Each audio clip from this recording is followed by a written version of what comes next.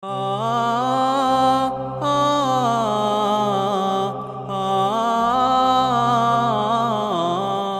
بالله السميع العليم من الشيطان الرجيم بسم الله الرحمن الرحيم والصلاة والسلام على رسول الله. Au nom d'Allah, le tout miséricordieux, le très miséricordieux, que la paix, la miséricorde et la bénédiction d'Allah soient sur son messager, le prophète Mohammed sallallahu alayhi wa sallam, sur tous les membres de sa famille, sur ses illustres compagnons, sans oublier tous ceux qui s'évertuent à suivre son exemple jusqu'au jour dernier. Amis téléspectateurs, chers frères, chers sœurs en islam et en humanité, assalamu alaikum wa rahmatullahi ta'ala wa barakatuh. Que la paix donc et la miséricorde d'Allah soient avec vous où que vous soyez. Merci de rester câblés sur votre chaîne La Lumière TV. Ce soir, nous allons vous présenter un thème, Inch'Allah, avec mon invité que vous allez découvrir tout à l'heure.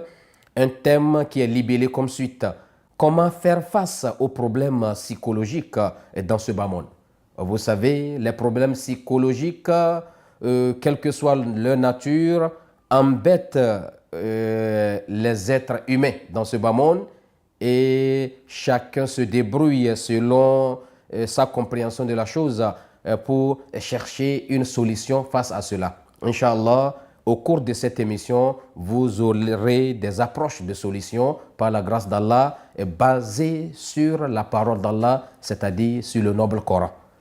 Mais avant que je vous présente mon invité, j'ai jeté un coup d'œil dans le dictionnaire pour avoir une idée de ce que c'est que la psychologie d'abord, puisque c'est de cela qu'il s'agit. Et tout le monde n'a pas un grand niveau intellectuel pour saisir automatiquement les choses. Donc la psychologie, selon le dictionnaire, c'est une science qui a pour objet l'étude de la personnalité et des phénomènes mentaux. Et quelque part, à travers une autre définition, la psychologie est l'ensemble des traits psychiques, caractéristiques ou dominants d'une personne ou d'un groupe de personnes. Une autre définition dit: la psychologie, c'est la faculté de comprendre ou de deviner les sentiments d'autrui. Voilà donc, vous avez une idée de la chose et il y a des problèmes psychologiques auxquels on est confronté tous les jours dans notre quotidien en tant que vivant sur cette terre. Pour ce faire, je reçois pour votre plaisir le professeur Ishaq Hussein. Ishaq Hussein, assalamu alaikum. Wa alaykum salam wa rahmatullahi wa barakatuh. Voilà, vous êtes le bienvenu sur ce plateau. Merci. De La Lumière TV. Je vous présente brièvement à nos téléspectateurs. Il faut savoir que Oustaz Ishaq Hussein a fait ses études à l'université de Médine. Il a fait la charia où il est diplômé donc de cette université depuis 2003. Donc, il maîtrise parfaitement la langue arabe et il a étudié donc comme faculté la charia islamique et Dieu merci, il a aussi un autre atout, c'est qu'il parle bien le français également. Actuellement ou présentement, il se prépare pour son doctorat qu'il va donc faire bientôt, très bientôt, Inch'Allah, dans le Nigeria voisin. Qu'Allah subhanahu wa ta'ala l'assiste et qu'il le comble, qu'il fasse que cette connaissance puisse porter ses fruits un peu partout et que ça lui soit bénéfique pour lui, pour sa famille et pour tous ceux qui seront sous sa responsabilité. Donc, chers amis téléspectateurs, comme je le disais, nous allons revenir donc avec mon invité pour parler de ce thème qui concerne les problèmes d'ordre psychologique. Cher Oustaz, une fois encore, salam alaikum. Wa alaykum salam. Donc, est-ce que vous pouvez nous faire une lumière, expliquer brièvement, selon votre compréhension, ces genres de problèmes psychologiques auxquels, donc, nous remercions Allah subhanahu wa ta'ala, nous demandons sa bénédiction. J'atteste qu'il n'y a des divinités en dehors d'Allah et que le prophète Mohammed sallallahu alayhi wa sallam est son serviteur, son messager, paix d'Allah sur lui, sur sa famille, ses compagnons. Oui, comme vient de dire mon frère, ce thème, c'est un thème capital, essentiel, universel. comment faire face aux problèmes psychologiques dans ce bas monde. Ce problème, c'est un problème qui généralise à tout le monde, dans le monde entier.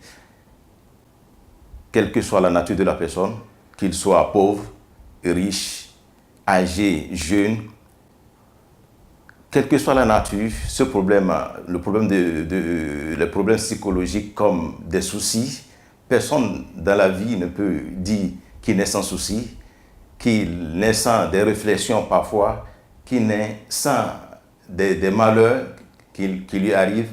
Assez de problèmes sont dans la vie qui arrivent à l'homme dans sa vie. Donc, vous pensez que ces problèmes ont un lien avec le souci? Oui, c'est un problème qui a beaucoup de liens avec le souci et des réflexions. Donc ça amène l'homme à penser, à se poser beaucoup de questions. Pourquoi ceci m'arrive, pourquoi cela m'arrive, c'est ça? Ça amène l'homme à se poser des questions chaque fois. Pourquoi c'est moi que cela doit arriver? Et pourquoi j'aime Allah beaucoup, je prie et voilà ce qui m'arrive. Je pense, j'ai des réflexions, j'ai des soucis. C'est quelque chose qui arrive à l'homme dans la vie. Ça arrive beaucoup à l'homme, que ce soit dans sa maison, dans son travail, dans des milieux publics. Ça arrive partout où nous sommes dans la vie. C'est un problème qui généralise l'homme et qui arrive à l'homme dans la vie.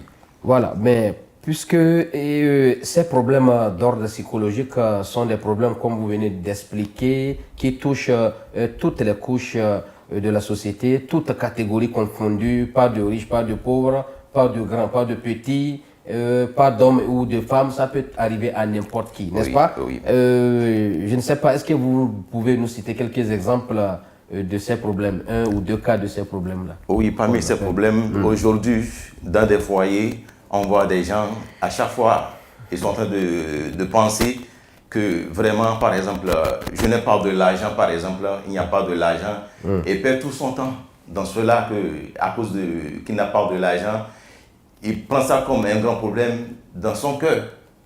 Voilà. Le manque d'argent, par exemple. Le manque d'argent. On considère ça comme un problème. Un grand problème. Bon, ça peut être un problème d'autant plus que ceux-là qui en souffrent et qui se plaignent du manque d'argent, ils travaillent tous les jours. Ils font un petit business, mais ça ne marche pas. Mais ça ne marche pas. Voilà. Ça ne marche pas. Le problème d'argent persiste toujours. Ça persiste toujours. Bien vrai, c'est un problème. Donc ça, c'est un cas d'exemple. C'est parmi les exemples qui prouvent. C'est pareil problème que vraiment le problème psychologique, c'est partout, ça arrive, ça généralise tout. Donc il n'y a pas des cas qui touchent la santé physique, tout ça là? Ça, enfin, ça agit sur la santé.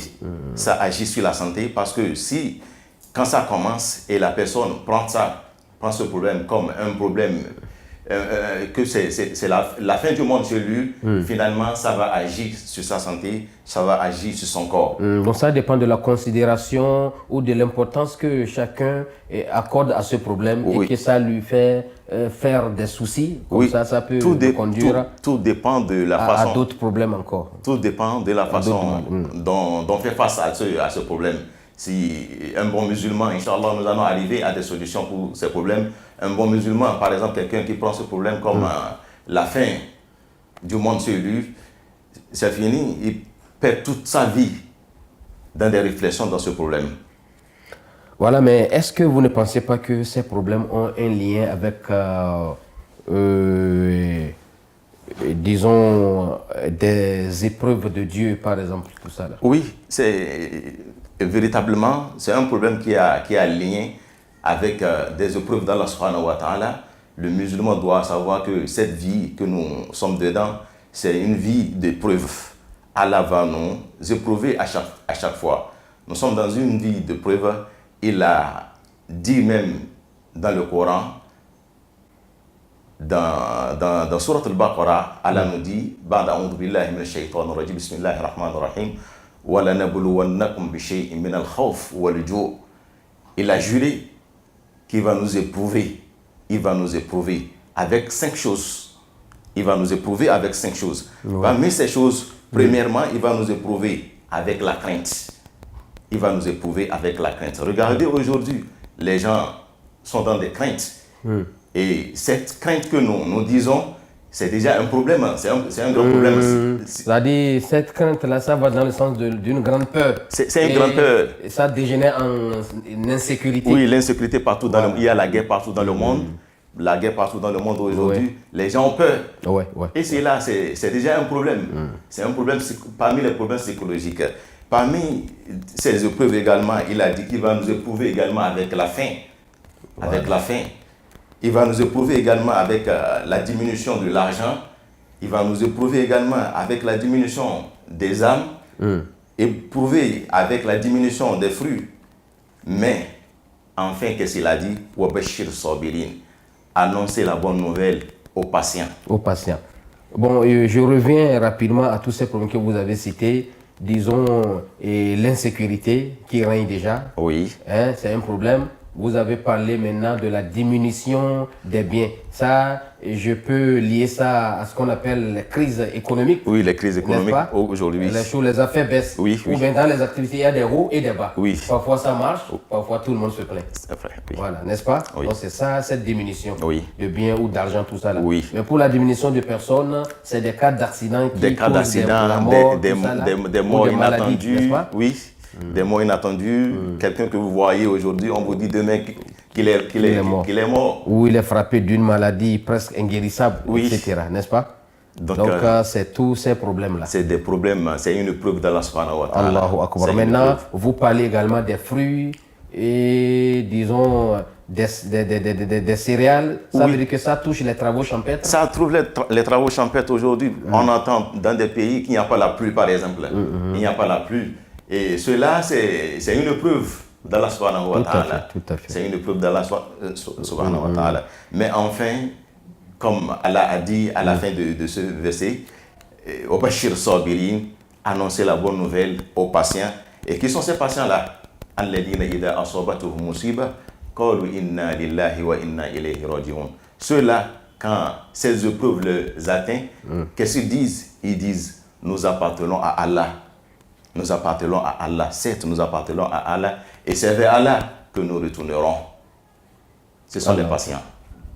Donc, ça veut dire que, si je vous comprends bien, quand ces problèmes arrivent, il faut s'armer de patience. Il faut s'armer de patience. Mais le problème, c'est que voilà qu'on souffre. Ce n'est pas facile pour tout le monde de rester patient comme ça. On va endurer, mais la souffrance est là. Par exemple, vous avez soulevé le problème de manque d'argent. Mais le monsieur, il mène des activités, il sort tous les jours pour chercher l'argent, mais il ne trouve pas. Et toujours, le besoin est là pour l'argent. Il va toujours garder patience. Bon, il y a toujours le destin qui est là. Il y a le destin qui est là. Un bon croyant doit savoir qu'il y a le destin qui est là. Et ça n'empêche pas d'aller chercher. Il faut toujours chercher. Il continue, mais il doit être patient et se remettre à Dieu. Il faut se remettre à Dieu. Quand on trouve, il faut savoir que c'est Allah. Quand on ne trouve pas, il ne faut pas prendre ça comme un grand problème et se fatiguer pour cela. D'accord, mais d'après vous, ces épreuves, puisque vous dites que tous ces problèmes, tous les problèmes d'ordre psychologique sont en réalité des épreuves de Dieu et dont Dieu a voulu éprouver ses serviteurs. Mais pourquoi ces épreuves? Quelle est la sagesse qui se cache derrière? Il y a assez de sagesse qui se cache derrière les épreuves. Parmi ces sagesses, Allah nous a créés pour qu'on l'adore. Il y a l'adoration là. Mais au temps de la difficulté, on connaît bien le vrai croyant. On connaît le vrai croyant. Et si nous voyons ces épreuves qu'Allah nous éprouve avec, nous ne sommes pas les premiers dans cela. Il y avait les prophètes avant nous. Il y a le prophète Yusuf alayhi salam par exemple. Le prophète Joseph, il a été éprouvé. Il a été éprouvé. Regardez, comment? On l'a jeté. Depuis son enfance, il a été jeté dans un puits. Dans un puits. Jeté dans un puits. Enfin, on l'a vendu à un bas prix. On l'a vendu. Alors qu'il n'était pas un esclave. Il n'était pas un esclave. Vendu, finalement. Il a été vendu. Il est devenu un esclave chez le roi d'Égypte pendant des années. Mais finalement, avec sa patience, regardez sa fin, comment il a fini. Il a devenu, c'est lui le ministre de l'Intérieur même. Si on veut prendre le ministre de l'Intérieur de l'Égypte, en ce temps-là, il a devenu comme un ministre de l'Intérieur après la patience. On a aussi le prophète Moïse, Moussa alayhi salam. Il a été éprouvé par Pharaon. Regardez ce qu'il est arrivé avec Pharaon. Mais finalement, Allah l'a sauvé. Notre prophète Mohammed sallallahu alayhi wa sallam, il a été éprouvé à la Mecque. Regardez comment le prophète a subi des problèmes Ouais. avec les Mecquois. Arrivé à Médine aussi, il a subi des problèmes. Tout cela, c'est des épreuves. C'est des épreuves. Donc, l'épreuve, sans les épreuves, on ne peut pas connaître un bon croyant, un bon adorateur. Cela fait partie des sagesses de l'épreuve. C'est-à-dire, Allah veut connaître à travers des épreuves le vrai croyant. Donc, d'après vous, toutes ces épreuves-là qui nous tourmentent, qui créent des problèmes d'ordre psychologique, sont juste pour voir notre degré de foi. Oui. N'est-ce pas? Oui. Dieu veut voir vraiment qui croit en lui vraiment. Oui. Est-ce que lorsque quelqu'un est touché par ces épreuves, est-ce qu'il va se remettre à Dieu? Est-ce qu'il va se remettre à Dieu? C'est ça? Ou bien il va se remettre à autre chose? Voilà. Maintenant, s'il endure avec patience, c'est que finalement, il connaîtra une bonne fin. Une bonne fin, il gagnera. Maintenant, voilà. Maintenant, vous dites que même les élus de Dieu, qui sont les prophètes, ont été éprouvés Oui. par tous ces problèmes. Voilà des cas d'exemple même que vous avez cités. Donc, si je vous comprends bien, personne ne sera épargné par ces épreuves-là. Personne dans la vie n'est épargné de ces épreuves. Donc, tout le monde doit s'attendre à une épreuve. Quand bien même on ne veut pas, mais on doit s'attendre à ça. Oui, ça? même le Coran l'a dit. Les gens pensent dire que nous sommes des croyants et on ne veut pas les éprouver. On va les tenter. On va les tenter. Donc, c'est des épreuves qu'on doit attendre. On nous a créés, Allah nous a créés pour nous éprouver. Pour nous éprouver. Parce que ces épreuves, ça élève, comme vous venez de dire, les degrés des musulmans. Ça augmente aussi la foi. Ça augmente la foi. Ces épreuves. Ces épreuves. Comment? Quand Allah éprouve quelqu'un et il reconnaît que vraiment cette épreuve, c'est pas arrivé par hasard, mais c'est arrivé par Allah subhanahu wa ta'ala. Cela prouve que celui-là a une foi élevée. Il a une foi élevée. Donc, quand ça arrive, et la personne directement se jette à Allah, et sait qu'il appartient à Allah, ce qui est arrivé, c'est de la part d'Allah. Cela, vraiment, c'est une foi. C'est une foi. Allahu Akbar. Donc, au moment où on se retrouve face à ces épreuves et qu'on endure avec patience, Dieu rehausse la valeur de l'homme et il le fait grandir. Oui, c'est ça? Bien sûr. Donc, voilà qui est clair. Maintenant, la question que je me pose, c'est que tout le monde ne comprend pas les choses, ne voit pas, c'est-à-dire ces problèmes-là sous cet angle-là.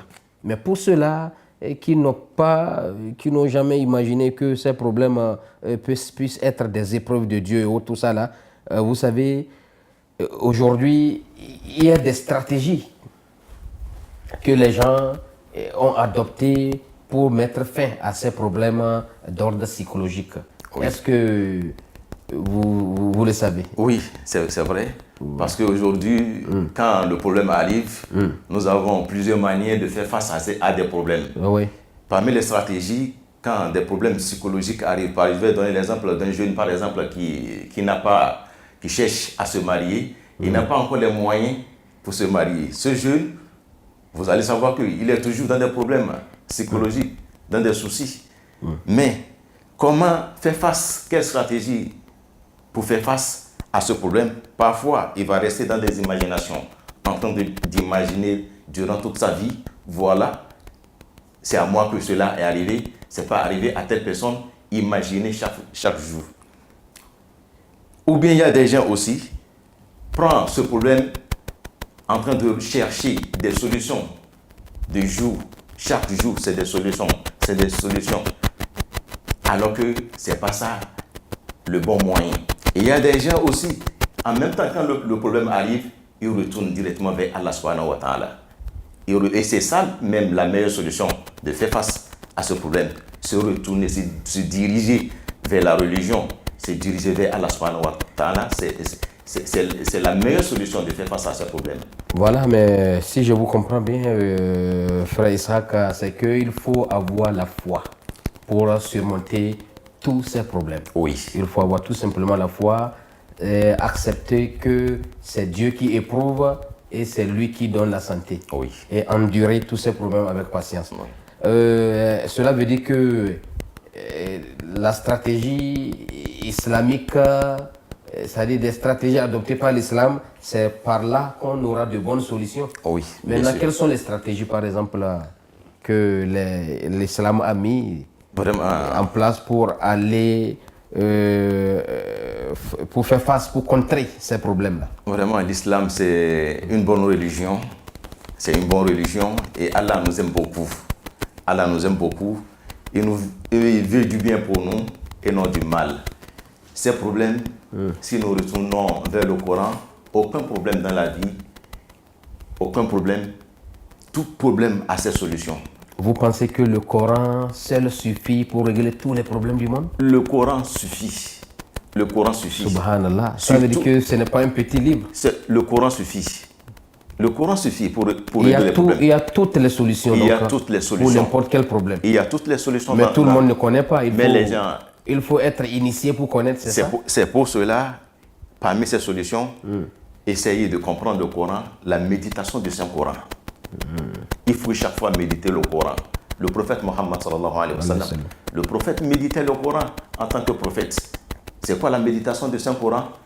Lire beaucoup le Saint-Coran. En essayant de comprendre. En essayant de comprendre. Répéter chaque fois la lecture. Il ne faut pas dire, il y a des gens quand ils prennent le Coran, rapidement, ils finissent. Oui, oui, ils pensent qu'il faut vite finir. Il faut vite. C'est ça la solution. Avec ça, on ne peut pas méditer le Saint-Coran. Donc on lit en essayant de comprendre. En essayant de comprendre. Voilà, donc je ne vous coupe pas la parole, cher Oustaz. Nous allons observer une petite pause, juste le temps de jeter un coup d'œil donc à la régie, et avant de revenir donc sur ce plateau, Inch'Allah. Inch'Allah. Lumière Télévision, illuminez votre vie. Le cerveau humain est la fenêtre à travers laquelle l'homme aperçoit l'univers. Exactement. Même regard, même mission, rien que de vous servir. Où que vous soyez, restez branchés avec nous. Nous sommes une chaîne, un canal et une fréquence. Restez branchés avec nous, car à très bientôt avec vous et chez vous. Nous allons effectuer une descente qui ne vous coûtera rien que la volonté pour illuminer votre vie. Pour vous et avec nous, l'essentiel sera facilement perceptible et assimilable à travers une grille de programmes riche en couleurs qui vous sera bientôt présentée par des professionnels dans les domaines ci-après. Voilà donc, amis téléspectateurs, nous voilà de retour sur ce plateau avec cette petite pause qui nous a permis de souffler un peu. Je reviens donc avec mon invité, Oustaz Ishaq Hussein. Salam alaikum, Oustaz. Wa alaykum salam wa rahmatullahi wa barakatuh. Voilà, donc nous sommes revenus pour la suite de notre entretien. Vous avez tout à l'heure à expliquer beaucoup de choses que je récapitule. Tout problème d'ordre psychologique de nos jours est considéré, disons, par certains savants islamologues, y compris notre oustaz qui est ici, comme des épreuves de Dieu. Point. Parce que c'est comme ça que j'ai compris les choses. Si j'ai fait erreur dans ma manière de ramasser, vous allez me corriger. Non, c'est ça. Donc c'est considéré comme des épreuves de Dieu. Oui. Et puisque Dieu, qui est le créateur des cieux et de la terre et de ce qui se trouve entre les deux, a voulu éprouver ses créatures pour voir le degré de leur foi. Personne ne sera épargné du moment où les meilleurs de ces créatures, c'est-à-dire les prophètes qui sont les élus de Dieu, parce que islamiquement parlant, les prophètes sont les meilleurs des êtres humains, parce que Dieu ne choisit pas n'importe qui comme son prophète. Il sait là où il fait porter son choix. C'est tout comme Dieu, exalté soit-il, a accordé une préférence à ses prophètes. Vous voyez? Donc tous ces prophètes ont été éprouvés, juste pour qu'ils puissent mesurer le degré de leur foi. Tout comme notre oustaz avait cité des cas d'exemple. L'exemple par exemple du prophète Joseph, parmi les enfants du prophète Jacob, et depuis son enfance, et ses frères ont été jaloux de lui. Pour avoir déjà rêvé, et ils ont deviné, ils ont interprété son rêve, et ils ont découvert qu'il deviendrait quelqu'un. C'est fini, ils l'ont pris, ils sont allés le jeter dans un puits. Finalement, il a été ressaisi, il a été vendu, tout ça là. Par la suite, vous avez cité des cas de beaucoup d'autres prophètes. Quand on prend n'importe quel prophète, il n'y a pas ce prophète qui n'a pas été éprouvé, en passant par Moïse, Salomon, David, jusqu'à Jésus-Christ, qui est l'avant-dernier des prophètes. Il a été éprouvé, Jésus-Christ, puisqu'on a cherché à le tuer. Le Coran nous dit on ne l'a pas tué, on ne l'a pas crucifié. Donc tout ça, là, ça fait partie des épreuves. Jusqu'à présent, les gens pensent qu'il a été crucifié. C'est un problème, vous voyez. Donc, quand on arrive sur le prophète Mohammed sallallahu alayhi wa sallam, lui-même, quand il est venu avec la vérité, son peuple, qui était idolâtre à l'époque, ne voulait pas entendre de cette oreille-là. Et il a été banni, il a été expulsé, il a été persécuté, lui, avec tous ceux qui ont cru en lui. Tout ça là, jusqu'au point où il a été obligé de quitter sa terre natale pour une nouvelle terre islamique qu'on appelle Médine aujourd'hui, la deuxième ville islamique qui se trouve à la Mecque, qu'il a accueilli à Médine, et jusqu'au point où c'est là-bas même qu'il a rendu l'âme. C'est vrai qu'il est venu reconquérir la Mecque, mais malgré ça, il a préféré rester à la terre qui lui avait réservé un bon accueil, n'est-ce pas? Donc, en bref, amis téléspectateurs, on sera toujours éprouvé. Et ces épreuves, si on se remet à Dieu, on endure avec patience, c'est fini, Inch'Allah, on ne sera pas troublé, on ne sera pas tourmenté jusqu'à arriver au point où des problèmes que l'on peut appeler psychologiques vont nous toucher. Voilà. Donc, cher invité, tout à l'heure, vous avez dit que l'islam a la solution. Bien sûr. Et dans le Coran, il y a des solutions pour tout problème. Pour cela, vous avez des yeux qui vous permettent de voir, puisque vous connaissez bien le Coran, vous avez touché à un certain nombre de solutions face à tous ces problèmes. Pouvez-vous rapidement nous citer toutes ces solutions et remèdes que vous avez énumérés dans le noble Coran? Oui, merci beaucoup. Oui. Donc, parmi les solutions face à ce problème, nous avons également le sentiment de la glorification d'Allah. Quand on glorifie Allah, il faut avoir un bon sentiment. Allah subhanahu wa ta'ala a des noms. Il a des noms, il a des qualités. Ces noms qui appartiennent à Allah subhanahu wa ta'ala, c'est lui Ar-Rahman, c'est lui Ar-Rahim, Al-Quddus, As-Salam, Al-Mu'min. Énormément de noms appartiennent à Allah subhanahu wa ta'ala. Oui. Le musulman doit en profiter de ces noms-là, de ces qualités. Quand il y a un problème, il y a un souci, peut-être c'est un souci de l'argent, c'est lui Ar-Razak, c'est lui qui donne la richesse. Il faut profiter de ce nom-là pour s'approcher d'Allah subhanahu wa ta'ala. C'est lui le très grand, c'est lui le vivant, c'est lui qui écoute le souci. Voilà. C'est lui qui pardonne le péché. Voilà, ce sont des attributs de Dieu. C'est des attributs Maintenant, de Dieu. on appelle ces attributs-là pour évoquer Allah, c'est ça? Oui, il faut appeler Allah avec ses noms et avec ses attributs. Comme par exemple en thème arabe, on dira à titre d'exemple quoi par exemple? On dit Al-Asma wa Sifat. Asma ul-Husna, oui, parmi ces noms, comment appeler Dieu avec un nom par exemple? Par exemple, nous avons Ya Allah. Voilà, on va dire Ya Allah. Ya Allah, Ya Rahman, Ya Rahim, Ya Razak. Il y a beaucoup de noms. Donc tous ces noms, c'est des noms que Allah aime entendre. Il aime beaucoup entendre ça. Et surtout quand son serviteur est en problème et il invoque avec ce nom, au lieu d'aller chercher des invocations, de donner la confiance à un être créé par Allah subhanahu wa ta'ala. Quand on se dirige directement à Allah subhanahu wa ta'ala, on s'attache avec ses noms et ses qualités. Rapidement, nous allons trouver des solutions à nos problèmes. Voilà, ça c'est noté. J'espère que nos téléspectateurs, vous avez de quoi écrire et sur quoi écrire, parce que vous pouvez profiter pour prendre de bonnes notes. C'est des solutions que notre oustaz est en train de nous proposer, lesquelles solutions vont nous permettre de remédier, disons, à tout problème d'ordre psychologique, n'est-ce pas? Bien sûr. Et comme première solution, il dit d'invoquer beaucoup Allah à travers ses attributs. Ces attributs, je rappelle, qu'il y en a jusqu'à 99, ou bien c'est plus? Plus que 99. Voilà, plus que 99. C'est plus que 99. Voilà. Donc on les appelle les attributs d'Allah. Oui. Vous pouvez chercher plus auprès des savants qui sont à côté de vous, ou dans des ouvrages, vous allez les trouver. Oui, oui. Oui. Et ça, c'est parmi des meilleures solutions. Au lieu d'aller chez un magicien, par exemple, quand le problème arrive, il y a des gens, ils vont directement voir un magicien, un visionnaire, voilà ce qui m'est arrivé. Non, on a les solutions dans le Coran. Il faut prendre le Coran. Allah nous a demandé de l'implorer avec ce nom et avec ses attributs. Parmi les solutions également, nous avons la recherche du savoir légitime. La recherche du savoir légitime. Aujourd'hui, les savoirs légitimes nous manquent beaucoup. Qu'est-ce que vous mettez dans le savoir légitime? C'est le savoir de avoir la connaissance sur sa religion. Sur sa religion. Ça nous manque beaucoup. Quand on a une bonne connaissance sur la religion, on est fier. Quelques problèmes nous arrivent, on est fier. On sait comment faire face à ces problèmes-là. Mais quand il nous manque des savoirs légitimes, des savoirs islamiques, surtout la connaissance d'Allah subhanahu wa ta'ala, cela nous aide beaucoup.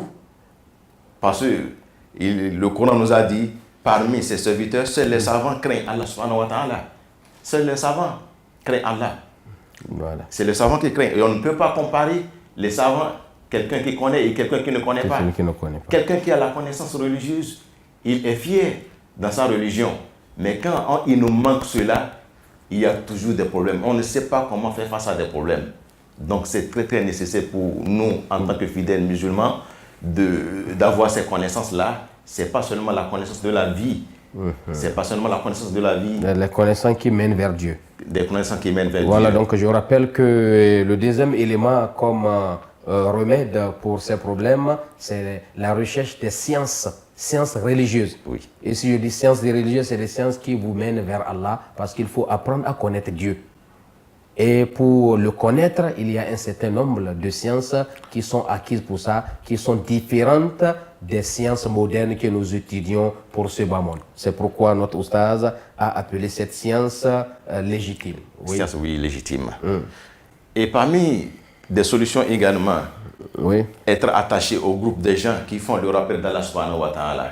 Il faut être attaché au groupe des gens qui aiment Allah, au groupe des gens qui font la prière, au groupe des gens qui glorifient Allah subhanahu wa ta'ala. Quand on est attaché à ce groupe-là, cela facilite assez des choses. Cela, c'est une solution pour des problèmes que nous confrontons dans la vie. Mais quand on s'attache à des gens qui n'aiment pas faire le rappel d'Allah, ils n'aiment pas faire la prière, ils n'aiment pas glorifier Allah subhanahu wa ta'ala, cela augmente encore des problèmes. Pour cela, parmi ces remèdes, des solutions, il faut s'attacher au groupe des gens qui font le rappel d'Allah subhanahu wa ta'ala. Et dans un hadith, le prophète Mohammed sallallahu alayhi wa sallam nous a dit, un groupe ne se regroupe jamais pour le rappel d'Allah et se dispersa. Pour ça, 7, on leur dira, levez-vous, on vous a pardonné. Levez-vous, on vous a pardonné. Quand on se regroupe au nom d'Allah subhanahu wa ta'ala, on gagne le pardon d'Allah subhanahu wa ta'ala, on gagne assez des choses. Et quand Allah pardonne quelqu'un, c'est fini pour la personne. Là maintenant, vous parlez des groupes ou des assemblées où on parle de Dieu, on enseigne par exemple le livre de Dieu ou les enseignements du prophète. Oui, des assemblées où on enseigne. Ou bien vous parlez des assemblées où on fait des azkars ensemble. Non. On fait par exemple la ilaha illallah, la ilaha illallah ensemble. Le rappel, ou bien on fait astaghfirullah ensemble. Le rappel ici, c'est pas le rappel que certains traduisent à des assemblées où on invoque Allah avec des adhkars, mais c'est des assemblées où on se donne des connaissances, on s'assoit pour apprendre le Coran, on s'assoit pour apprendre les hadiths du prophète Mohammed sallallahu alayhi wa sallam, on s'assoit pour apprendre la biographie du prophète Mohammed sallallahu alayhi wa sallam, on s'assoit pour se donner des lumières sur la religion.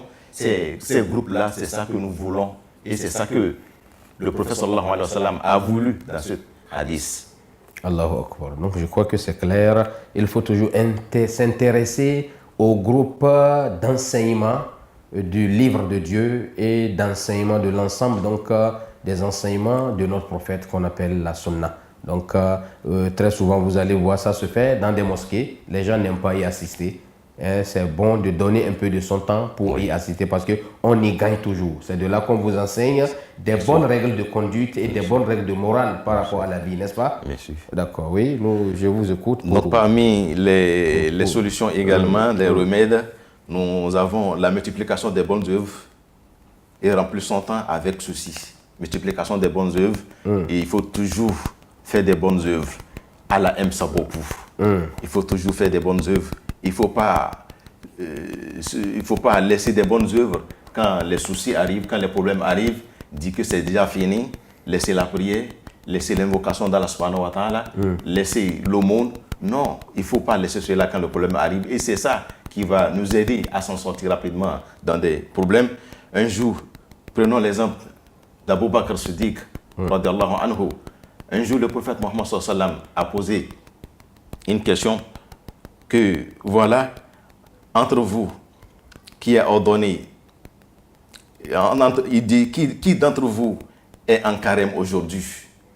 Il pose la question à ses compagnons, qui d'entre vous est en carême aujourd'hui? Abou Bakr dit, moi. Le prophète dit encore, et parmi vous qui assurent le funérail aujourd'hui, Abou Bakr dit, moi.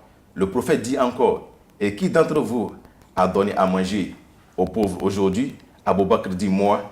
Le prophète dit, et qui parmi vous a visité un malade? Abou Bakr dit, moi. Puis dit le prophète sallallahu alayhi wa sallam, quand toutes ces cités se rassemblent sur un homme, il rentrera au paradis. Il rentrera au paradis. Regardez Abou Bakr, il ne laisse pas des bonnes œuvres, il ne rate pas les bonnes œuvres. C'est comme ça que le musulman, le croyant doit être. Essayons chaque fois de tout donner à Allah subhanahu wa ta'ala. Cela va nous aider à s'en sortir des problèmes que nous confrontons dans nos jours. Inch'Allah. Inch'Allah. Oui. Nous avons également, parmi des remèdes, on a aussi, parmi l'amour d'Allah subhanahu wa ta'ala, il faut beaucoup aimer Allah. Non. Il faut beaucoup aimer Allah subhanahu wa ta'ala. La crainte d'Allah subhanahu wa ta'ala, l'espérance d'Allah subhanahu wa ta'ala, penser de bon sur Allah subhanahu wa ta'ala. Tout cela nous aide à s'en sortir des problèmes. Quand quelqu'un aime Allah subhanahu wa ta'ala, Allah doit l'aimer. Et l'amour d'Allah, c'est pas, cela ne dit pas que quand Allah aime, il n'éprouve pas. Il éprouve, mais la fin sera bonne pour la personne. Si la personne endure surtout Si avec patience. Si soit avec la patience. Parce que quand on dit amour d'Allah, Oui. les gens vont dire, mais Allah a éprouvé les prophètes. Est-ce qu'ils n'aiment pas les prophètes ou bien les prophètes n'aiment pas Allah? Voilà, tout à l'heure on avait dit Oui. qu'ils sont les personnes les plus aimées d'Allah. C'est les plus aimés d'Allah qui sont les plus éprouvés. C'est eux les plus éprouvés. C'est eux les plus éprouvés. C'est eux. Et quand Allah aime beaucoup quelqu'un, il doit l'éprouver pour savoir sa foi. Donc il faut augmenter l'amour d'Allah subhanahu wa ta'ala, augmenter sa crainte, augmenter son espérance. Il ne faut jamais avoir désespéré. Il ne faut jamais désespérer que c'est déjà fini pour moi. Quand le problème arrive, il ne faut pas désespérer. Il faut toujours avoir l'espérance. Il faut toujours avoir l'espoir que, Inch'Allah, Allah fera ce que je veux. Et parmi les solutions également, la prière. Il ne faut pas laisser la prière. Il ne faut pas laisser la prière. Surtout nous, les jeunes, nous ne sommes pas la prière. Ne s'amusons pas avec la prière. La prière, ça aide beaucoup. Ça aide beaucoup. Et c'est parmi les solutions capitales qui aident l'homme à s'en sortir des problèmes psychologiques. La prière, c'est une lumière pour l'homme dans sa vie. C'est une lumière pour l'homme dans sa vie. Quand il n'y a pas la lumière dans une maison, quand il n'y a pas la prière dans une maison, la maison c'est comme un tombeau. C'est comme un tombeau. C'est pour cela, on nous demande quand on fait la prière en assemblée, dans des mosquées, en retournant à la maison, il faut faire aussi des prières surrogatoires, des sunnahs dans sa maison pour mettre la lumière dans sa maison. Et parmi les solutions également, nous avons la foi à Allah subhanahu wa ta'ala et la foi au destin. La foi au destin. Le musulman, un bon croyant, doit avoir la foi au destin, que ça soit bon ou mal. Que ça soit bon ou mal, il faut avoir la foi au destin. Et ça, c'est une solution. Parce que si nous voyons la foi musulmane est basée sur 6 piliers. Oui. 6 piliers. Et le dernier pilier de la foi, c'est la foi au destin. C'est la foi au destin, bien ou mal. Oui. Et quand le problème arrive, en même temps, s'il y a la foi, on sait comment gérer le problème. Donc il faut avoir foi en Dieu, il faut prier et croire en Dieu, accepter tous les éléments de la foi. Oui. Les 6 piliers là, Oui. et surtout le destin. Ou le destin. C'est vrai parce que le destin, c'est ça qui va amener l'homme à accepter lorsqu'un malheur le touche que c'est la volonté de Dieu. Oui, c'est la volonté de Dieu. Il ne va pas croire que c'est quelqu'un qui lui a fait du mal. Non, Parce non, que non, même non. s'il y a quelqu'un qui essaie de faire le mal, si Dieu ne veut pas, ça ne pourrait pas Sans l'atteindre. la volonté de Dieu, rien ne peut se passer. Il faut toujours tout remettre dans les mains de Dieu. Oui, n'est-ce pas? oui, oui. Oui, donc je vous écoute pour la suite. Et pour la suite, la confiance à Allah subhanahu wa ta'ala. Il faut avoir la confiance à Allah chaque fois. Que Oui. Allah fera ce que nous voulons. Il faut se confier à Allah. Ah oui, Dans des problèmes, il faut se confier à Allah. Aujourd'hui, quand le problème arrive, les gens oublient cela. voilà. Ils se confient Ils à vont des se confier aux charlatans, aux charlatans, aux devins, se confient, aux astrologues, oui, tout ça là. ou bien dit que voilà, mon patron a arrêté mon salaire et oublie Allah subhanahu wa ta'ala qui a donné l'argent là à son patron. Dit que voilà, mon patron a arrêté mon salaire. C'est pas le patron qui arrête. Il ne peut pas arrêter le salaire, ton salaire. Allahu Akbar. Le patron ne peut pas arrêter le salaire. Même si le patron arrête et que tu te remets à Dieu, Dieu va te créer d'autres Il va te issues. créer. Mais si tu prends ça déjà comme un grand problème, Un grand problème que c'est comme fini. Oustaz l'a dit, si vous prenez ça pour la fin du monde, Que c'est- pour c'est- dire c'est- je suis foutu. C'est fini Mon pour patron a moi. arrêté mon salaire, c'est fini. C'est fini Ça pour- devient un problème C'est un problème. psychologique qui vous tourmente. C'est ça. Voilà. C'est ça. Oui, donc continue. Donc, le prophète sallallahu alayhi wa sallam nous a beaucoup dit de se confier à Allah subhanahu wa ta'ala. Oui, Et la confiance en Allah n'exclut pas de chercher des moyens. Il y a des gens aujourd'hui qui disent qu'ils se confient à Allah subhanahu wa ta'ala. Ils restent dans des maisons, qui ne veulent pas aller travailler. oui. Non, ça c'est le contraire de la Même confiance. quand on se confie à Dieu, on doit toujours se lever pour travailler, pour On doit chercher. chaque fois se lever pour travailler. Voilà. Et c'est ça même tawakkul. C'est ça même tawakkul en Allah. C'est le vrai Mais tawakkul, c'est ça. C'est le vrai tawakkul en Allah. Confiance en plus le travail. Allahu Akbar. Confiance plus les moyens. Voilà, donc, Oustaz, je ne vous coupe pas la parole, mais le temps, le délai, disons, imparti pour l'émission tire malheureusement à sa fin.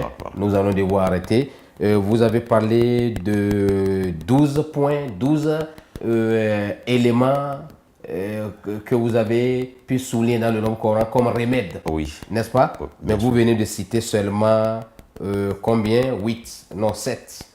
Vous venez de citer 7, mais Inch'Allah, vous reviendrez pour une nouvelle émission pour la suite, Inch'Allah. Amis téléspectateurs, c'est la fin de ce numéro que je vous remercie d'avoir suivi. Vous avez déjà compris quelque chose par rapport à tout problème d'ordre psychologique. Vous savez désormais comment vous y prendre pour aller vers une meilleure solution. Nous disons merci à notre frère Oustaz qui est venu. Je vais parler de Oustaz Ishaq Husseini pour tous les enseignements qu'il nous a apportés dans ce sens. Merci quant à vous, téléspectateurs, d'avoir été là. Je remercie également l'équipe technique qui fait le travail à l'ombre afin que vous puissiez nous recevoir 5 sur 5. On se redonne rendez-vous et très prochainement pour un autre numéro. D'ici à là, portez-vous bien. Wassalamu alaikum wa rahmatullahi ta'ala wa barakatuh.